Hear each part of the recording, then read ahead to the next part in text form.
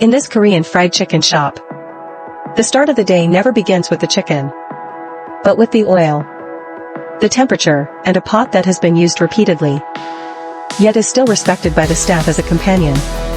The staff wipe the oil drums clean over and over again. Not for looks, nor for the sake of it, but because they know very well that water and hot oil should never meet.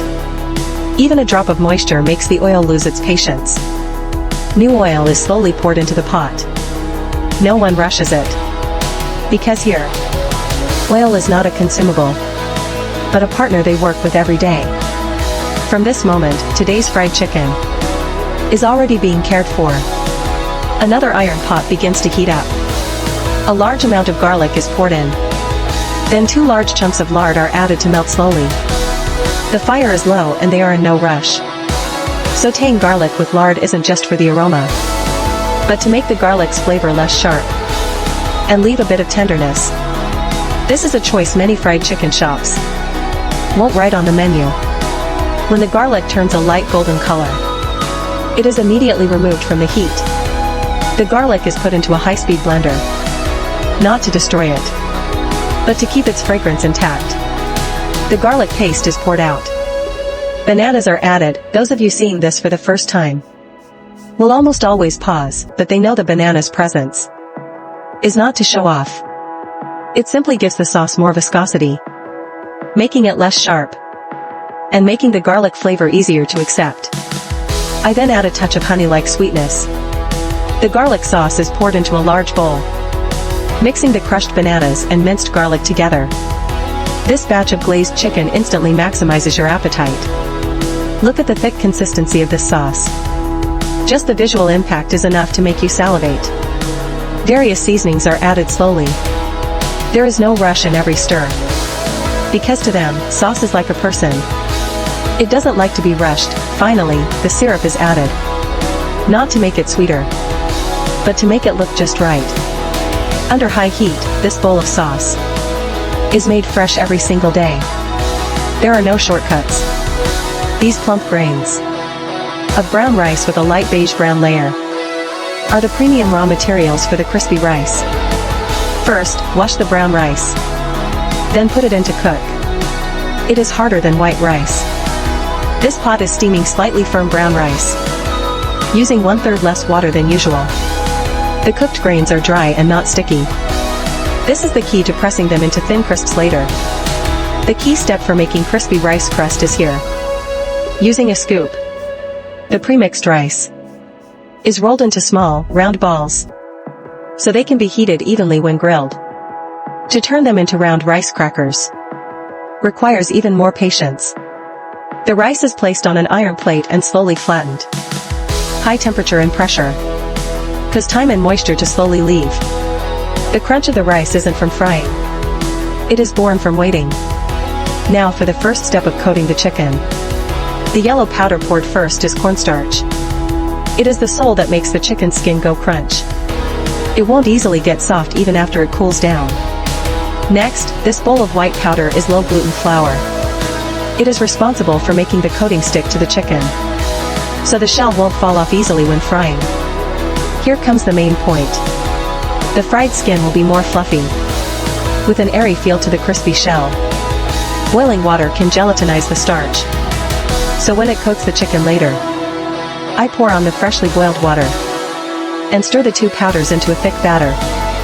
Evenly coating the chicken pieces begins the marination. The seasoning is very light, not for fear of being tasteless, but because they don't want to mask the original flavor. Every piece of meat must be covered in this batter. When frying later, the flour will expand into a thick, crispy shell. You can hear a sharp crunch when biting into it. Then coat it with a layer of yellow frying powder. This layer determines your sensation the moment you bite down. The chicken pieces go into the pot. The oil temperature is stable. The bubbles are small and even, as if this companion is softly saying, "It's okay. Take your time and fry until golden brown."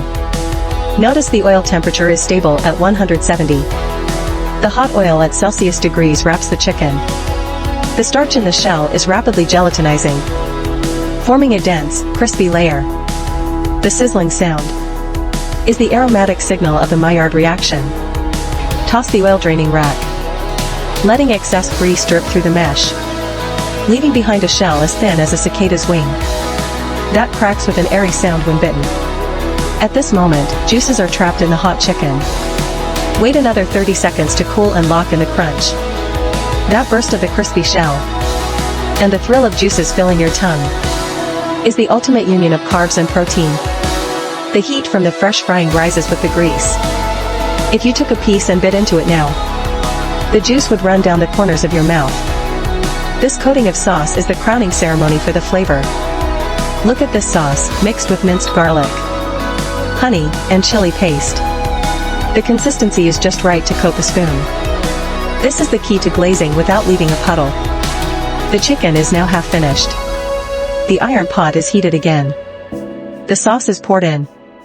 The moment the aroma emerges, the fried chicken goes into the pot immediately. Quickly stir fry. Don't stay too long. Just let the sauce embrace the chicken. This step is the happy ending. The glazed chicken is poured into the meal box. The glossy shine of the sauce on the shell is alluring. The crispy rice made earlier is sealed separately in transparent bags. Look at the fried chicken covered in sauce. It is already packed and ready to serve.